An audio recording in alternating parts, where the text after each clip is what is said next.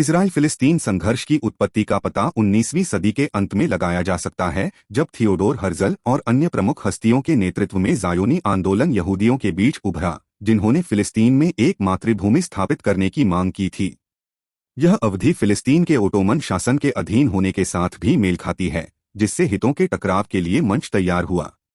प्रथम विश्व युद्ध के बाद राष्ट्रसंघ ने फिलिस्तीन पर शासन करने का अधिकार ब्रिटेन को सौंपा। इसी अवधि के दौरान क्षेत्र में यहूदियों और अरबों के बीच तनाव काफी बढ़ने लगा।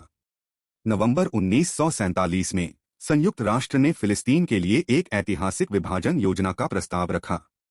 इस योजना में फिलिस्तीन को अलग अलग यहूदी और अरब राज्यों में विभाजित करने की कल्पना की गई थी, जिसमें यरूशलेम को एक अंतर्राष्ट्रीय शहर के रूप में नामित किया गया था। जबकि यहूदी नेताओं ने इस प्रस्ताव को स्वीकार कर लिया, अरब नेताओं ने इसे सख्ती से खारिज कर दिया, जिससे एक लंबे संघर्ष के लिए मंच तैयार हो गया।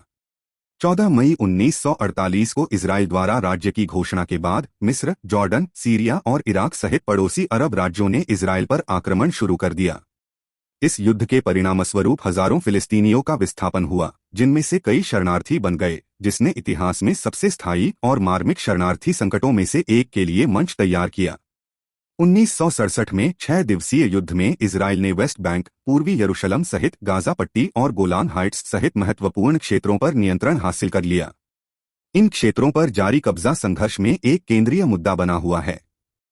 यासर अराफात और अन्य प्रमुख नेताओं के नेतृत्व में फिलिस्तीनी मुक्ति संगठन PLO फिलिस्तीनी राष्ट्रीय आकांक्षाओं के लिए एक शक्तिशाली आवाज बनकर उभरा।